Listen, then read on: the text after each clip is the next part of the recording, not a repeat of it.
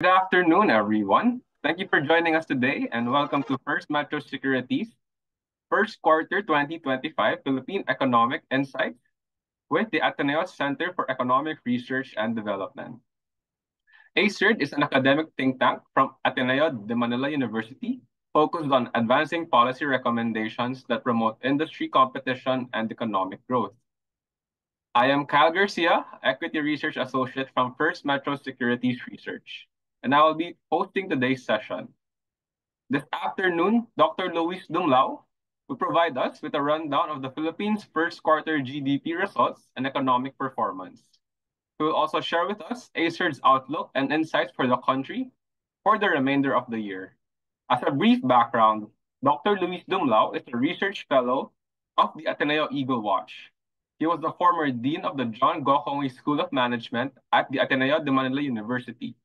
His areas of expertise include macroeconomics and international financial economics. Before we proceed with today's session, let me run through some house rules for our event. First, all attendees will be muted during the presentation. Second, if you have any questions, feel free to type them in the chat box and we will address them shortly during the Q&A session.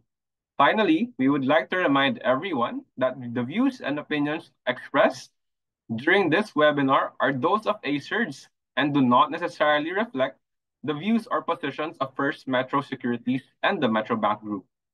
So without further ado, I will now pass on the floor to Dr. Luis Dumlao. Sir, floor, Dr. Dumlao. Hello, good afternoon. Thanks again for having me. Let me turn off my video so we can focus on my presentation. I'll share. I'm gonna need your assistance in telling me if my screen is up and showing. Yes, Doc. Looks good. Okay, thank you again for having me. So this is our quarterly briefing, and what I'll do is I'll run through what basically is I'll talk about growth. Growth isn't everything, but without growth, everything is nothing, according to Angela Merkel. I'll talk about inflation, because less is more, according to the minimalists. And then we'll talk about unemployment, because causing job losses means causing grave social harm for Pope Francis. And then finally, I'll talk about finance. I usually talk about international finance, public finance, and private finance. I'll just focus today on international finance and public finance. And the recurring thing basically is that the 10-year journey to pre-pandemic public finance is postponed. Okay, so again, we need three things above all, quoting from Angela Merkel: first, growth; second, growth; and third, growth.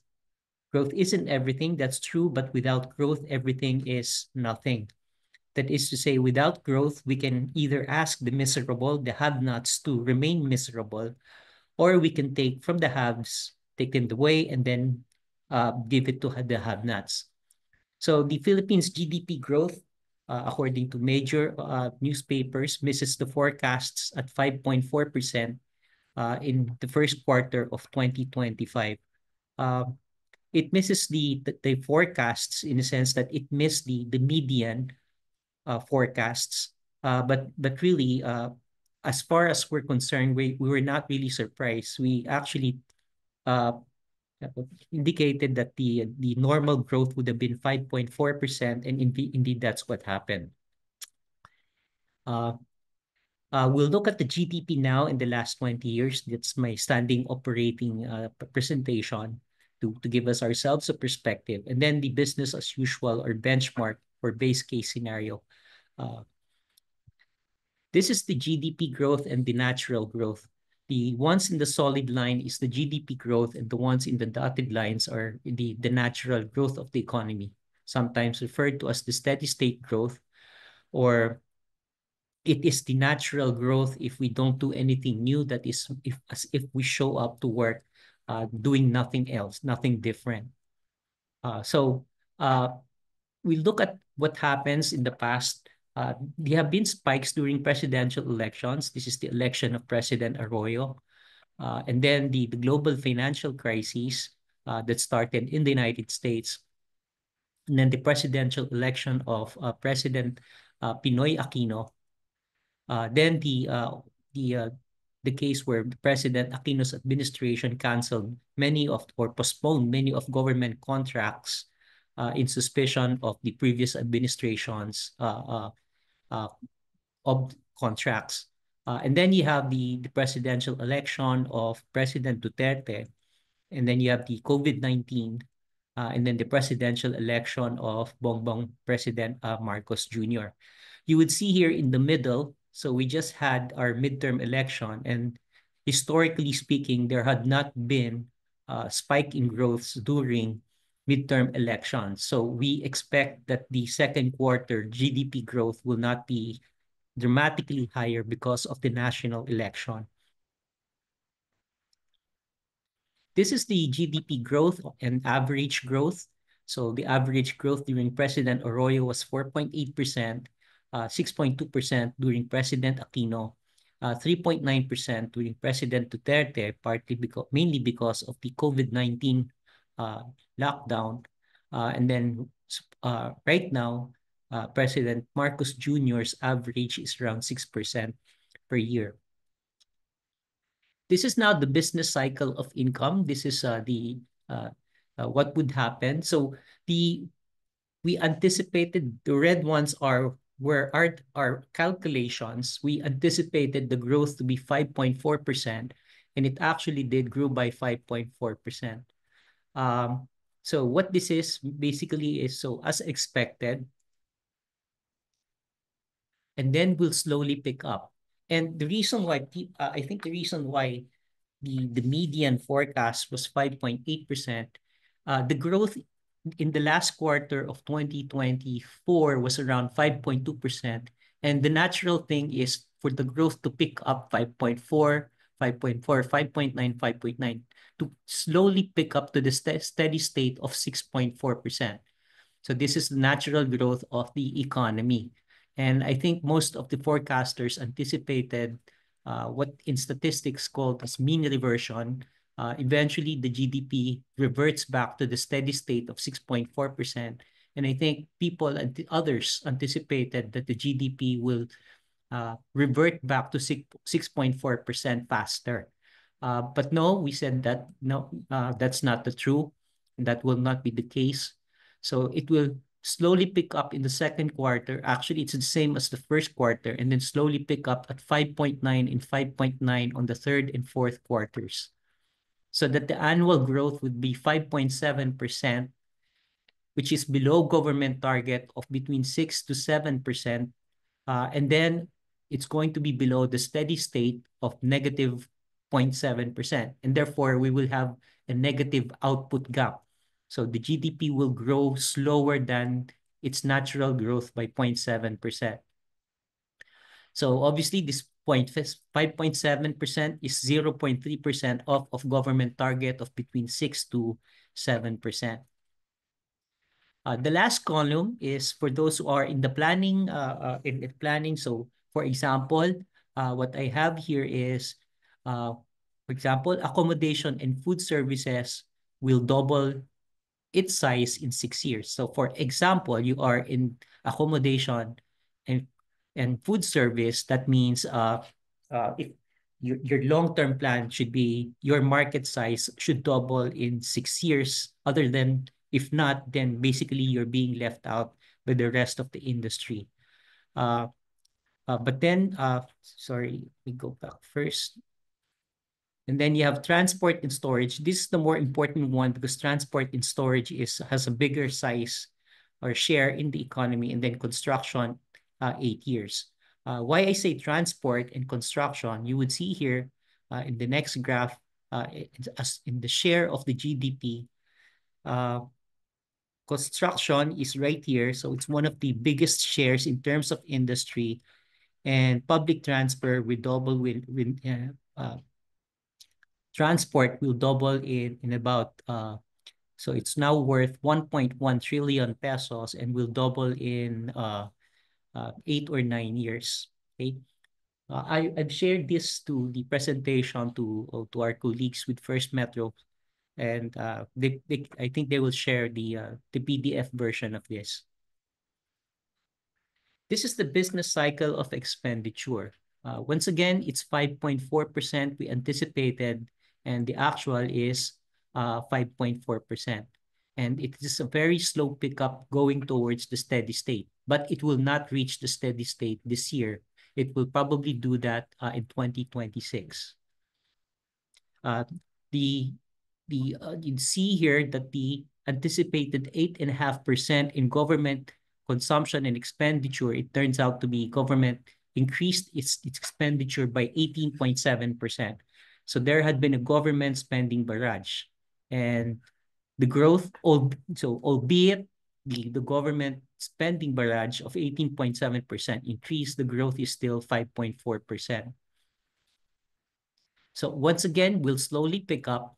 The GDP will slowly pick up, which will result for the 2025 a negative output gap of 0.7%.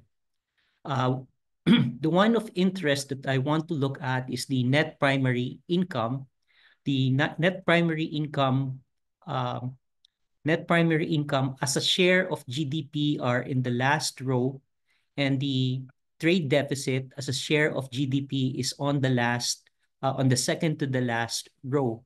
And in absolute value, for example, the equivalent amount that will be the dollars that will be coming in because of remittance, primarily remittance, is 13.5%, and the dollar that goes out because of the deficit is going to be 13%, equivalent of 13% of GDP.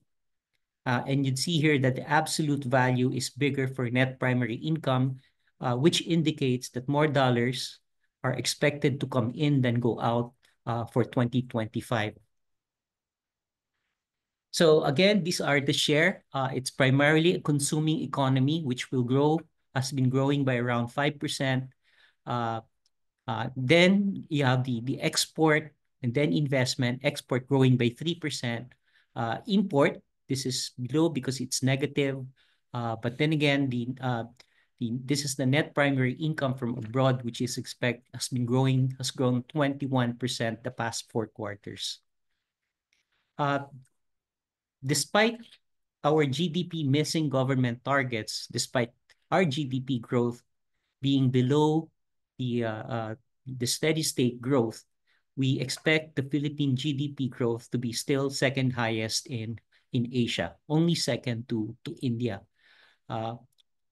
Albeit, we have to take note, yes, we are we will have the second fastest growing, but we are still below. For example, we are on a catch-up mode with the countries of like Indonesia, Malaysia, Thailand, South Korea, and so on. I'll now go to inflation because according to minimalists, less is more. The less inflation we have, the more we are able to buy. With inflation at 1.4%, which is the lowest in more than 5 years, how good or bad is it from a historical perspective? Again, this is one of those things that as a standard presentation, I look at it from a historical perspective. Where is this on a regional basis, and then looking forward. So historically, inflation has been supply side and externally driven. For example, shocks are usually externally driven. So this is the first oil crisis, and then you have the second oil crisis. And then what I have here, I have it in blue as opposed to red because this is self-inflicting. So imagine us complaining prices going up, but imagine in 1984, 1985, inflation up 50%. So that's how bad it was before the EDSA revolution. And then you have the global recession and the Kuwait invasion. Then the Asian financial crisis in 1998. And then the next one is the Iraq War. And then we introduced the value-added tax for the first time. So inflation spiked. And then the global financial crisis that started in the United States.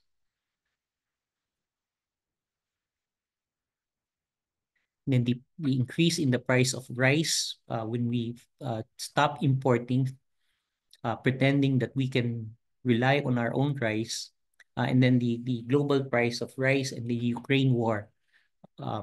So where inflation per major commodity. So I'll just go to the easing inflation.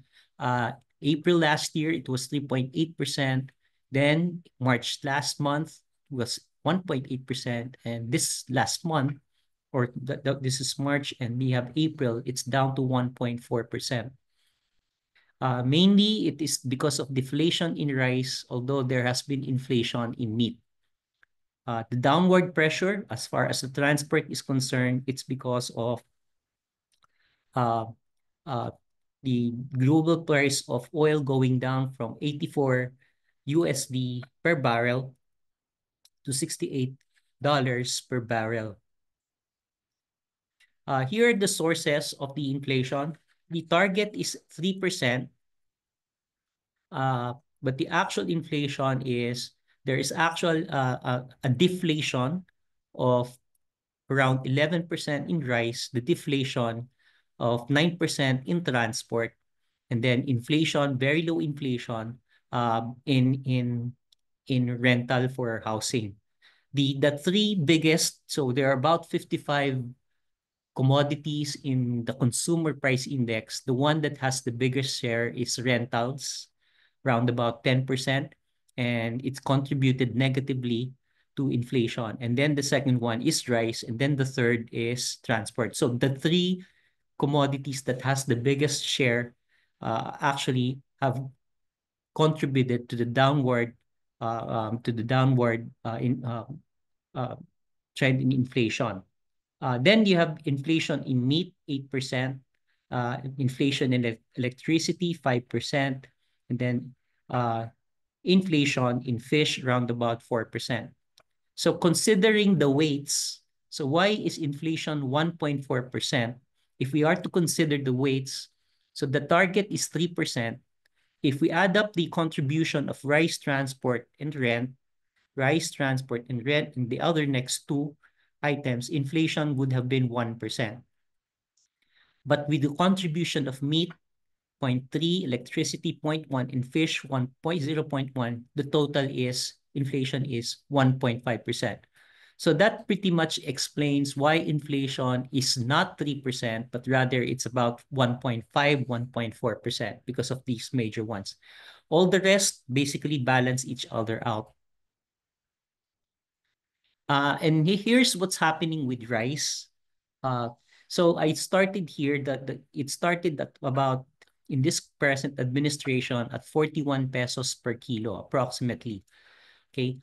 So the promise was to bring it down to 20 pesos per kilo, but what's happened is it has gone up. Okay. And then it peaked around 51 or just over 52 pesos per kilo. But what's gone down is it started to go down, and therefore that's why it's now negative 11%.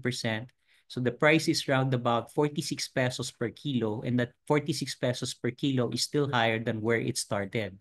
But then it will probably continue to decline for the next coming months, and that's why there's going to be a continuous pressure for inflation to go down. Of course, the other one that has an important weight in measuring inflation is transport, and that would have a negative impact also, a downward. So, for example, you have inflation here in 2020 April, and then what's happening from May 8 to May 5 of this year, there is an actual downward pressure for prices of oil, because price of oil globally has gone down from $84 per barrel to $68 per barrel. With that, where do we expect inflation is going to be for the next coming months? So inflation last month was 1.4%. This month, May, we anticipated it to be even lower at 1.1%. The average for the year is going to be 1.6%. Although it's too early to say, we have 7 more months to 8 more months to to consider. So meeting inflation in meat, deflation in rice and transport, as shown in the previous slides. And then we now go to the unemployment. Why unemployment? Because causing job losses means causing grave social harm, as per Pope Francis. What is the 3.9% inflation unemployment rate in reference to the population? And what do official rate means in headcount? So we approximate that there are 117,891,000 people in our economy. And then of that, 38,412,000 are younger than 15 years old and cannot be part of the labor market. Then that gives us 79,478,000. Of that, 29,522,000 are non-participants. This could be retirees. Many of these are college students because they work full-time. They don't look for jobs and they're not participants. Or it could be just people not, just hanging out, not doing anything, not seeking for a job. Okay, so that leaves us with the participants. So this is where the government data of 62.9% comes in, and that calculates to roughly 49,956,000. Of the 49,956,000, the government says 3.9% is unemployed. That calculates to approximately 1,931,000 people looking for a job and cannot find a job. And that leaves us with 96.1% employment, and that is 48,025,000. So one of the foreigners in one of the economic briefing asked me in private is, how can unemployment rate be lower in the Philippines than in Canada? In abroad, we don't know how they measure, but the ones that we use is the standard International Labor Org measurement of employment and unemployment. And many of these is if you're not looking for a job, and we see that lots of people in the streets of Manila and the streets of the national capital region, if they're not looking for a job, then you cannot be considered unemployed or employed. You are a non-participant. So my answer would be is if you are an able body and do not want to work, you are not unemployed, thus a non-participant. That could explain why. Again, still not able to fathom what's happening. How can the Philippines and Canada have similar non-participants when I see more in the streets of Filipinos? And the joke I would say is, in Canada, you hang outside doing nothing and you'll freeze to death. And therefore, they don't hang around doing nothing outside. But in this country, you hang inside the house doing nothing and you will suffocate to death because of the heat. But nonetheless, of these employed 48,025,000, 13.4% of them, which equates to 6,438,000, are underemployed. These are people working part-time or people working full-time or more, but not making enough money. For example, the ones that the poor, hardworking vendors in the streets of Manila. That leaves us with fully employed, for the lack of better term, 41,587,000. And then also not part of the participants because they're not here in this country are our OFW, which amounts to around 2,160,000. What this means is for an average family of 5, there are 2 earners, 2 workers fully employed in the Philippines. So the typical model now, the average model is a family of 5 would have 2 earners. In terms of the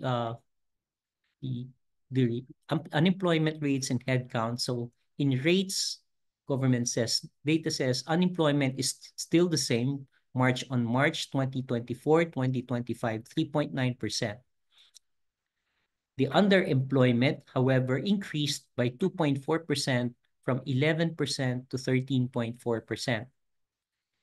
However, in headcounts, basically 69,000 that were unemployed and 1,128,000 who were employed is no longer part of the labor force, and that totals 1,197,000. As far as the underemployment is concerned, there is an increase of 1,047,000. So that means there is an increase of 19% among those that are underemployed. In terms of sectoral and subsectoral employment, all sectors lost jobs for a total of 1,128,000. So agriculture, industry, and service lost jobs. The biggest employers are wholesale, agriculture, and construction, and they compose 48% of all employment. For the three biggest employers, they lost 781,000 jobs. In terms of the biggest winners, biggest winners are education, administration, and support services, the business process outsourcing or friendshoring, fishing and aquaculture, they produce 494,000 jobs. And the biggest losers, agriculture, public administration, and manufacturing, they lost 1,285,000 jobs. I now go to finance, specifically international finance and public finance. And the highlight that I would like to emphasize is that the 10-year journey to pre-pandemic public finance is postponed. I go first to international finance. These are as of May 15, these are the latest exchange rates in relation to the US dollar, the Japanese yen, the British pound sterling, and the euro. It depends on what theory we're looking at. If you look at, for example, purchasing power parity, this is the same as the Big Mac index. There would actually be, the peso would actually appreciate relative to the dollar. But in uncovered interest parity, that means to say that interest earning across countries would be the same. There would be a slight depreciation of the peso in relation to the dollar, but very, very small change. Still, we are 95% confidence that it would fall between 53.64 and 57.92. So in other words, the peso will, against the dollar, will move sideways. Not much change. This is the gross international reserve vis-a-vis the import cover. So for example, in October of 2008, in the middle of the crisis, the import cover was 5.9. That means our reserve was equivalent to 5.9 months of import. And then it went down to 6.6 months. This is now in the midst of the build, importing all these heavy equipment. And then it peaked $110 billion during the pandemic. And it was more than equivalent to more than 1 year of import. And at present, it is 105 billion, equivalent to 7.2 worth of imports. The threshold, the standard threshold is the import cover should be at least 6 months worth. I go now to public finance, and the public finance here, the ones in solids is the debt to GDP ratio, and the bars here are the actual debt in peso. So as debt grew to over 8.2 trillion, so it grew 8.2 trillion or more than 10 years under 3 administration, the debt to GDP ratio had declined to 42%, which means that the strategy which which I agree, is the government did not eliminate the debt through austerity, because austerity would slow down economic growth. But what government had done the past several years is to outgrow the debt. However, of course, this one reversed uh, during the pandemic, and that's understandable. So because of all the what we have to do with all the people that's unemployed, so it went up to 62 percent debt to the GDP. So now it's, and then we have 16.6 trillion pesos of debt, which is equivalent to 62% of the GDP. And this is just over the IMF and Maastricht Treaty ceiling. So the standard is you would be on the watch list if you reach over 60%, if the GDP is equivalent to over 60%. However, this is below the Reinhardt-Rugoff threshold of 90%. The Reinhardt-Rugoff 90% threshold is if debt exceeds 90% of GDP, then the debt would start slowing the economic growth. And then it's below the global debt to GDP ratio of 95%. Uh, and then the 10-year process of outgrowing the debt is delayed. So what we had here during the pandemic was the debt to GDP ratio went to about 62%. And when was the last time it was around 62%? It was about somewhere here. So that's 2008, 2009. And what we had done the past several years is that we did not pay the debt percent. We did not go through austerity, but rather we outgrew the debt. And that's a 10-year process from this point to 42%. So we would like to think that after the 2022, the pandemic was over, that the debt to GDP ratio, the 10-year process would start to, the debt to GDP ratio would decline. It did in 2023, but then it reversed in 2024 and so far in 2025. So which means that the 10-year process of outgrowing the debt is basically delayed.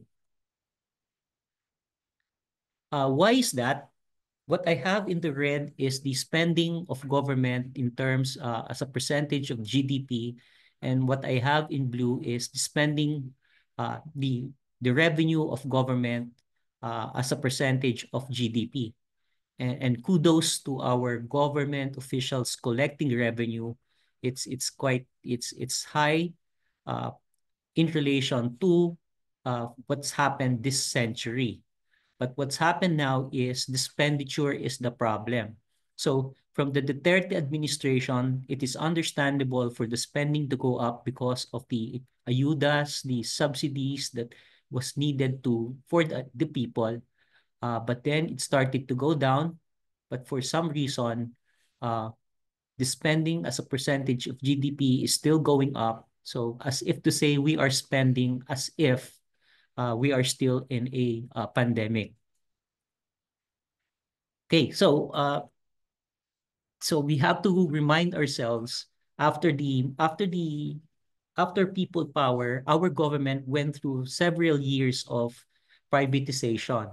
Uh, we had the national privatization of the National Grid Corporation, privatization of Philippine National Bank, privatization of Philippine Airlines, and so on and so forth. Okay, but then what's happened now is we've gone opposite direction. For example, the ownership of government in the National Grid Corporation is back. So it's sort of a nationalization. So that's something we have to remember. We have to go back to history and remember the government should not be in the business of doing business. So the unsustainable of subsidies, for example, the rice 20 peso per kilo, and then public transportation, for example, the Pantawid Pasada, which is against SDG 13, Sustainable Development Goal 13, which is clean energy. And it's inconsistent because what government is pushing is for the public transport to be modernized, and yet we are subsidizing for our government is still subsidizing for fossil fuel. Again, the unsustainable of 20 pesos per kilo, that's something that cannot go on forever. And then unsustainability of unconditional ayuda. We are still giving ayuda as if to say we are in a pandemic, and we are no longer in pandemic. So silver lining, I don't know if it's a silver lining, the global debt to GDP ratio. So the external threat is going to be the global debt to GDP ratio, which is approaching 100%. To wrap up, the annual growth will accelerate from 5.6% to 5.7% and will miss the minimum government target of 6%. Inflation, average annual inflation will be 1.6%, which is below the target range of 2 to 4%. The unemployment labor market is probably at full employment. The Philippine peso will move sideways. So it is sometimes more of a question of what will happen to the dollar as opposed to what will happen to the peso. And finally, the process of returning to pre-pandemic debt to GDP ratio is postponed. Thank you, almost, but something a bit unrelated. So I will digress a bit with some emerging topics. So this is now what I have in orange are the export. And then what I have on blue is the import in terms of millions of dollars. And you'd see here the sum of the orange and blue is biggest in ASEAN, which means ASEAN is our biggest trading bloc. As a country, China is our biggest trading country. Okay, so that's big. But then again, the United States, so orange is bigger in the United States than blue, which means it also says that ASEAN and China are the region and countries where we have the biggest deficits. And the United States, Taiwan, and Japan are the countries where we have the biggest trade surplus. As the US imposes a potential 17% reciprocal tariff on the Philippines, we have to consider some considerations. Do we give in to historical malcontent? Historical malcontent is something I borrowed from sociology, which is you do things just to hurt someone else. You know, there is joy in para lang makasakit. Okay. But then again, we don't want to be competing per se on tariffs because as quoting from Mao Zedong, said to Ho Chi Minh, when two rocks continuously spark, eventually the smaller rock will disappear. Okay. So we have to send a message, sending a message. So the electronics is the biggest one. We have a trade surplus in electronics.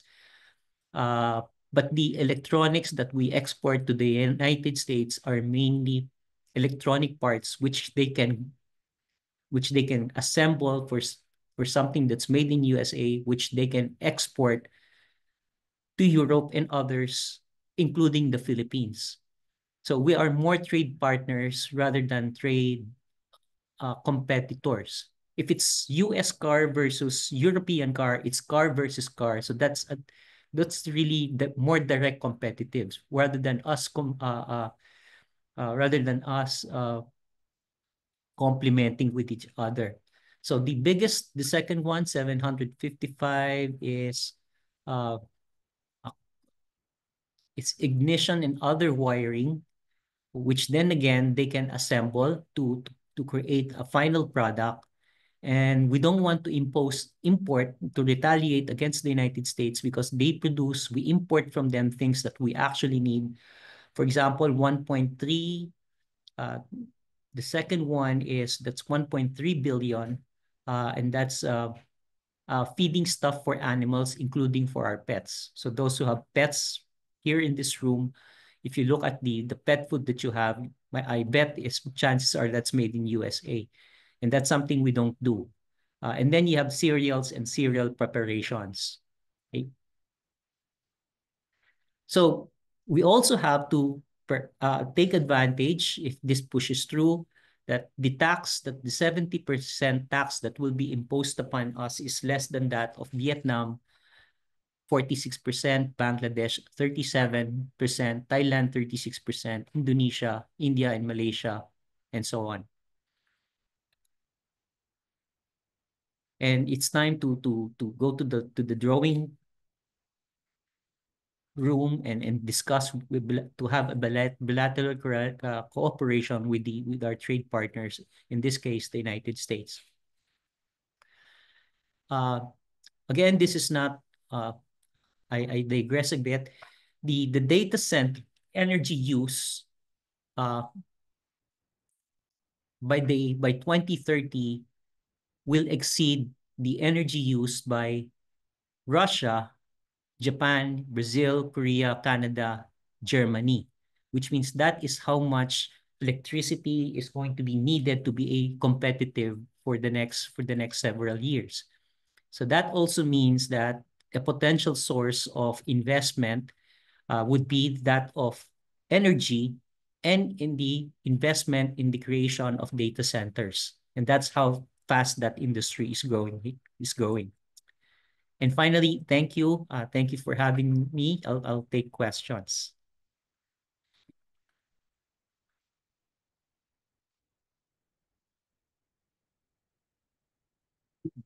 All right. Thank you so much, Dr. Dumlao, for the insightful presentation. I'll let you catch your breath in the meantime before we proceed to Q&A. So to our dear audience, please feel free to type in your questions in the chat box below. We'll try to accommodate as many queries as we can. And on your mark, Doc, I think we already have some questions here.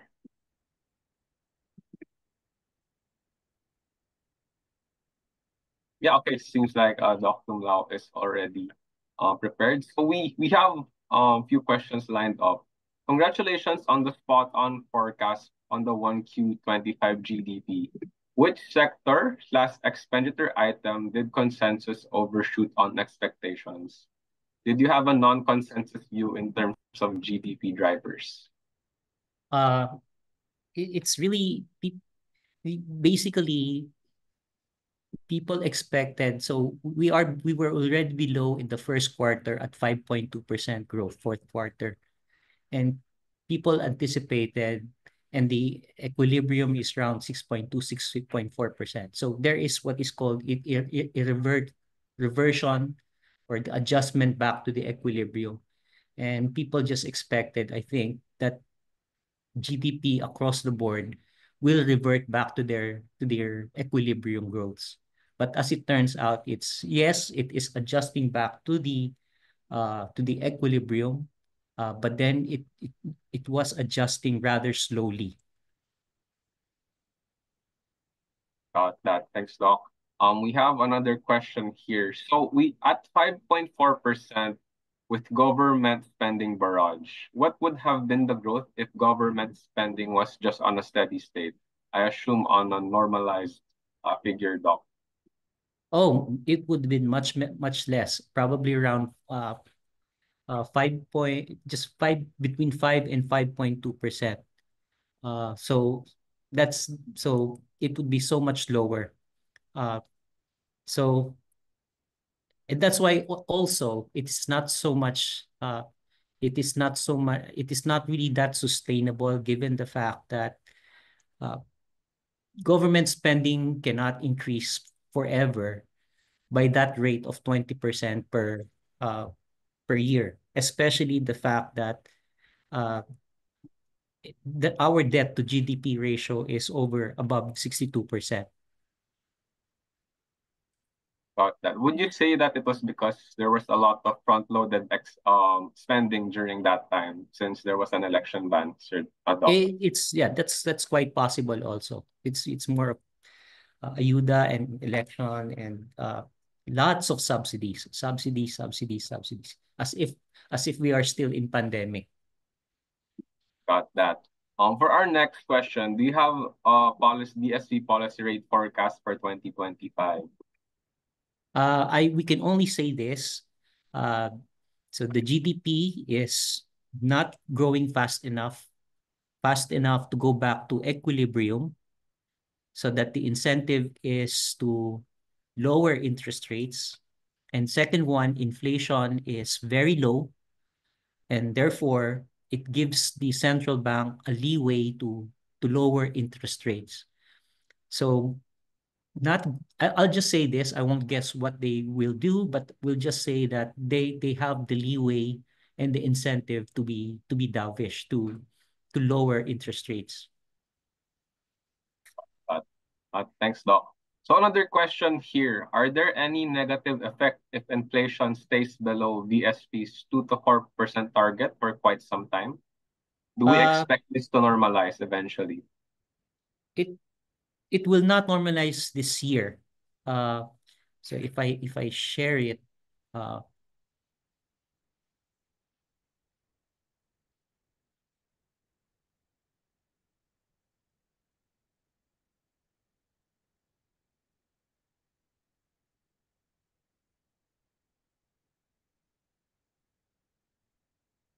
so it will slowly, it will slow down even more. We expect it to be even slower for this month, May, and then we'll slowly adjust, and it won't, it's too, although too early to say, but the annual is going to be 1.6%. So it's quite low, as if the so our range is 3%. For middle income economy, that's normal, 3%, but it's going to be 1.6%, which is even lower than the case of Euro, Japan, and in the US, which their target is actually 2%. So it's even lower. So the threat here is hopefully does not happen. There's no threat here. The threat here is if it becomes a deflation, that is negative inflation. And that is something we don't want to happen.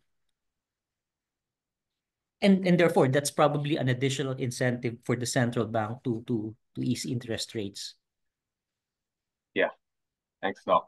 So another question here, what is the risk of rice deflation reversing sharply and driving inflation higher again? How might the proposed seasonal rice tariffs affect inflation? So the rice deflation is fine. Okay. That's about 8% of the entire CPI. Okay. This is, if the rice deflation is fine. It's more than anything else is probably, well, it's pro poor, but we don't want so rice deflation is fine. What we don't want is overall inflation to be a deflation, because that would result to the lost decade of Japan. So 10 years of deflation, and what happened was people stopped spending. And when people stop spending, and that dragged economic growth. Yeah, uh, thanks for that, Doc. So another question here from our audience. If our steady state growth is 6.4% and we are only growing at 5.4%, and inflation in Q1 averaged about 2.1%, what would it take for the economy to grow at the steady state? Is it because imports were big in Q1? So a lot of information there. Uh, it's so it cannot be government spending, because government is constrained right now because of the debt to GDP ratio. Uh, if we are to try to accelerate growth faster to reach 6.4%, it should be through monetary policy. That means lots of easing.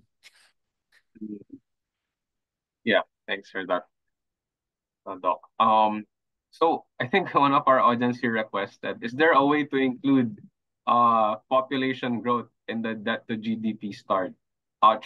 I am asking because we are a consumption-driven economy. Okay. So population growth, There's a saying, be careful what you ask for, else you will get it. Our total fertility rate is now 1.9, which is already below replacement rate. What that means is the average woman will have 1.9 children in her lifetime. Just to get a zero population, just to replace the population, it should be 2.1, 2.3. So that means we're already below. So sooner or later, we will have a negative population growth, probably in 5, 10 years down the line. What's worse than that is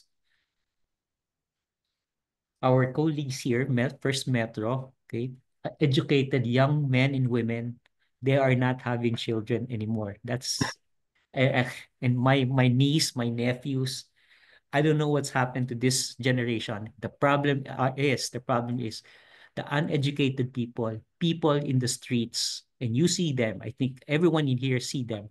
The poor people are the ones that are having more children, and that's a time bomb. That's something we have to look at. Yes, Doc. No, I think if I could add to that, I guess one of my friends always say it's expensive now to raise a child, but hopefully we bring that back in the long term. Just to add, what would the effect of below replacement be in the long term? That means that means this steady state 6.4, it's going to go down.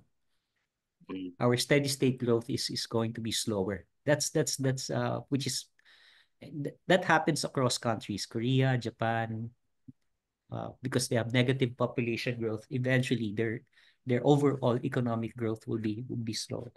Oh, hopefully the term DINK does not become cool. It should be, you know what DINK is, right? Yeah. Double income. Double income, no kids. It, People make it sound cool. Hopefully it doesn't become a cool thing. Yes, got that, Doc. We do have a few more minutes here to cater to a lot of questions. So for our audience, please feel free to send your questions below. So for our next question, as a net importer economy, should we be concerned regarding Trump tariffs? How much is the risk to growth? That's why we need to send a message. See, the message is that the problem of US with Europe, it's with Japan, with others, it's car versus car, laptop versus laptop. But ours are more complements. We are export for them to be competitive, for US to be competitive. We need to send the message for them that you have to import from the Philippines.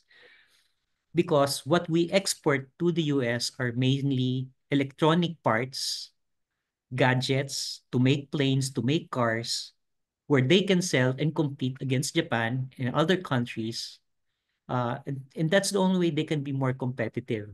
And we go so and then the other way, and then also coconut. Why impose tariff on our coconut? We have to send the message is that you're just hurting yourself because is MAGA gonna make coconut in the US? And no, they don't have the climate to do that.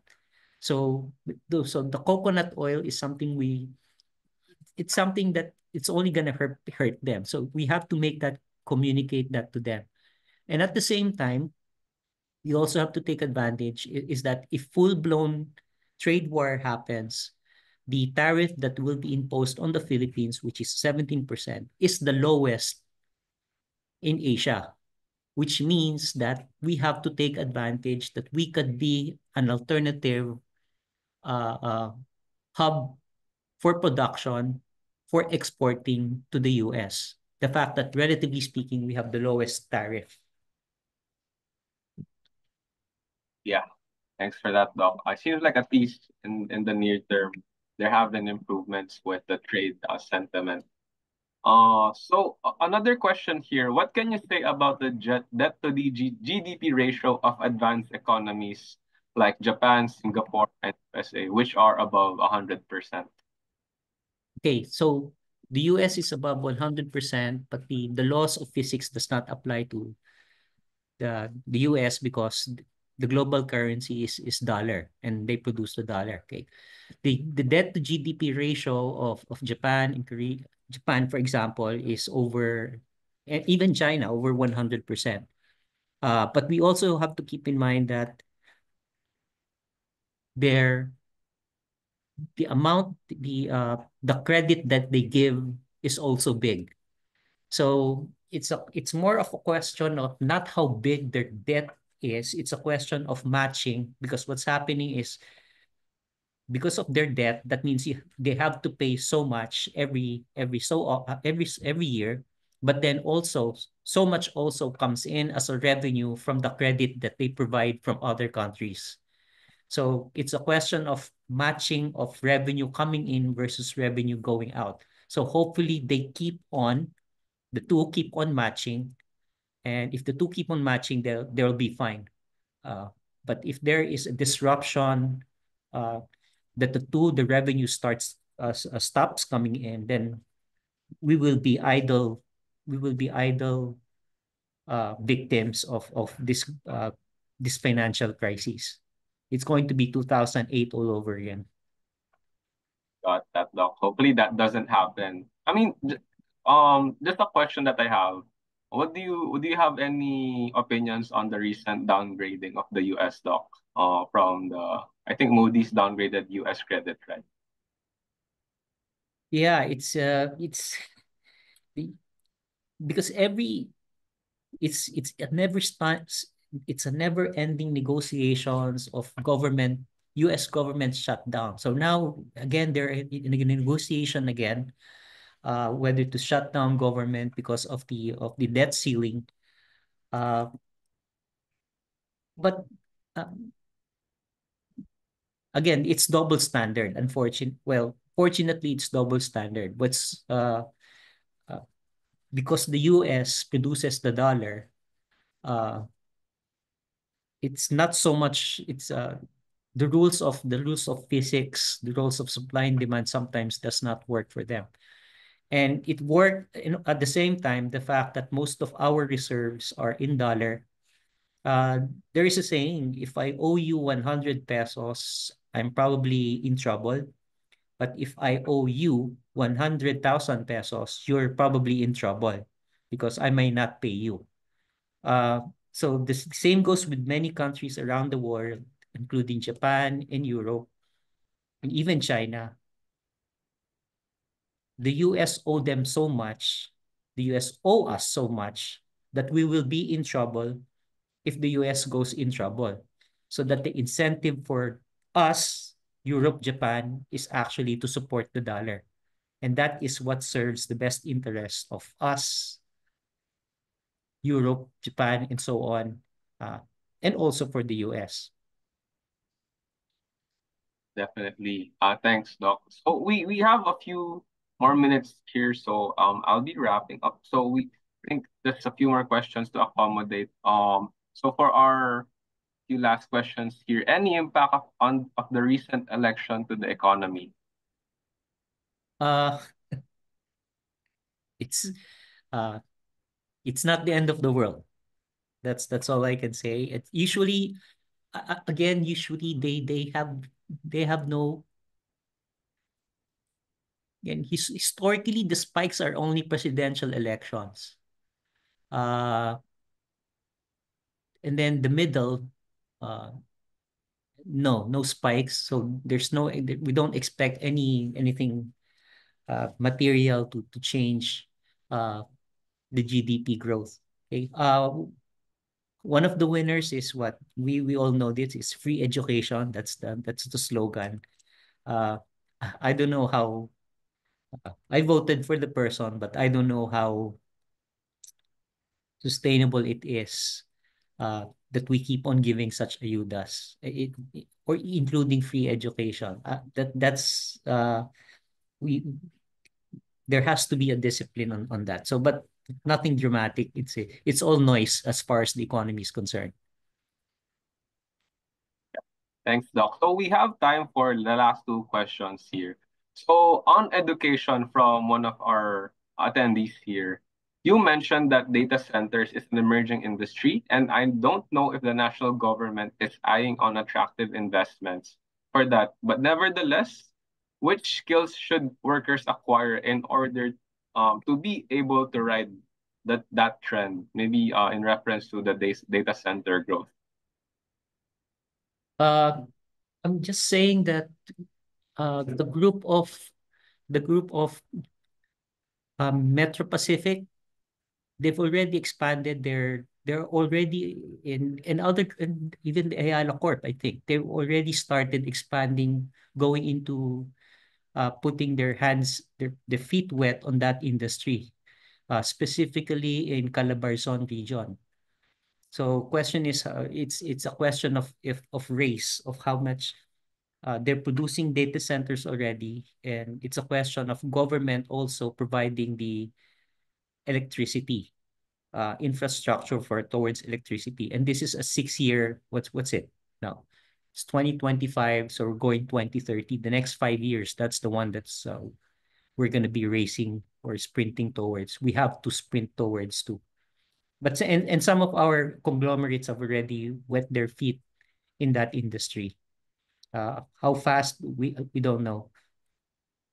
So in terms of skills, you ask the skills. They again, uh, people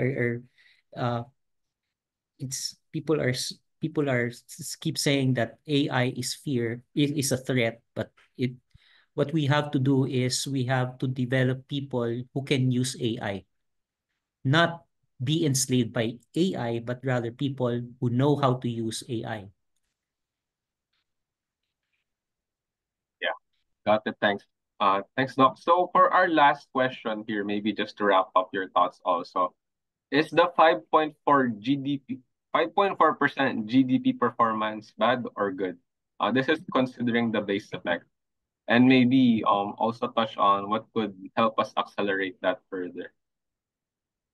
The 5.4% is what as we expected, which means that without doing anything extra, without slowing down, that is, we just show up to work and do our daily return, we expected it to be 5.4%. And indeed, it became 5.4%.